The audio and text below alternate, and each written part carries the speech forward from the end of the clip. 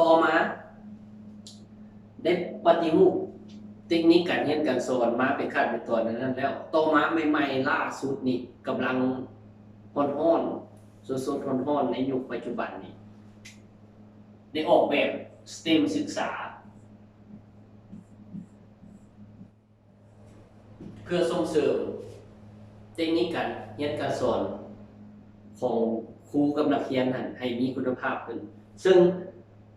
ก็อ่านง่ายๆว่า STEM ศึกษาย่อมาจากเอา Science วิทยาศาสตร์ T เลยเป็น Technology E เลยเป็น Engineering และ Mathematics ให้มี4วิชานี้ที่เป็นองค์ประกอบในการจัดการเรียนการสอนให้เด็กมีคุณภาพก็มีหลายศาสตราจารย์ได้จี้ไปอีกว่าโอ้มีแต่หลักวิชาการมันสิแข็งโคตรเพิ่นไปตื่มตัวเองใส่แต่บ่ฮู้ว่าได้ตื่มใส่อาร์ตตื่มอาร์ตใส่นำว่าซั่นเอาศิลปะใส่นำแน่เขาจังสิมีคุณภาพแต่โดยรวมแล้วก็ค่อนข้างถ้าเฮ็ดได้นี่จะดีมันจะมีแบบกิจกรรมการเรียนรู้ทดลองวิทยาศาสตร์ใช้เครื่องเทคโนโลยีคือสื่อออนไลน์โทรศัพท์นี่ลิ้นเลยยุคนี้ห้ามบ่ได้ละระบบนี้แบบให้เด็กน้อยค้นคว้าเลยเอาโทรศัพท์เข้าไปนำเลยการเซ็งการเทียบสอบเนี่ยให้ใช้เบิดเลยแล้วก็วิศวกรรมใน Engineering แล้วก็มีคณิตศาสตร์ในการพัฒนาแนวความคิดต่างๆก็ยังถ้าเฮ็ดได้เป็นระบบไปแท้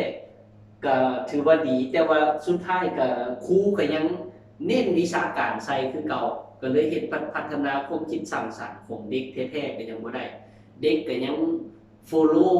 ตามกฎอยู่บอกก็จังเฮ็ดบ่บอกก็เฮ็ดเองบ่เป็นลักษณะนี้ยังบ่สามารถมีวิธีการในการค้นคว้าการเรียนการสอนด้วยตัวเองเทื่อเด็กความจริงที่จะเฮ็ดได้ดีในยุคนี้ยุคแห่งข้อมูลข่าวสารยุคแห่งเรื่องเทคโนโลยีนี่เพิ่นจะเน้นเรื่อง ABL ว่า Activity Based Learning กิจกรรมการเรียนรู้ตัวนี้ดีหลายหมายความว่า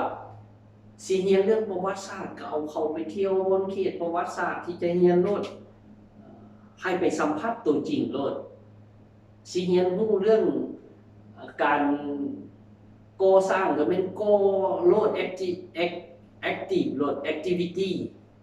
เฮ็ดลงมือเฮ็ดให้เรียนรู้ไปนำตัวนี้ถ้าเฮ็ดได้นี่ถือว่าดีหลาย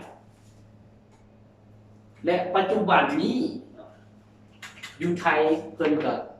ได้ส่งเสริมกันอยู่ประเด็นว่ามีเพื่อเฮ็ดแนวใดสิให้นักเรียนและก็ครูมีความคิดสร้างสรรค์ในการเรียนการสอนอันนี้ย่อมาจาก Creative Based Learning Creative แปลว่าความคิดสร้างสรรค์การเรียนโดยมีความคิดสร้างสรรค์ซึ่งมันจะเป็นสิ่งที่ดีหลายถ้าว่าเฮาสร้างเด็กและพัฒนาเด็กให้รู้จักมีความคิดสร้างสรรค์ด้วยตัวเองเพราะว่ายุคปัจจุบันนี้เด็กเขาบ่ค่อยกล้าเด็กน้อยเฮาในรูปแบบเฮาจัดระบบหลักสูตรการเรียนการสอนเป็นหยังจะพัฒนาให้เด็กบ่สามารถคิดด้วยตัวเองเป็นแม้แต่จบครูมาที่มาสมัครอยู่นำข้าพเจ้านี่ก็ค่อนข้างจะบอกจังเฮ็ดเป็นบ่บอกเลยเฮ็ดบ่ได้นั่นเขาเอิ้นว่าบ่ได้พัฒนาความคิดสร้างสรรค์มาตั้งแต่เบื้องต้น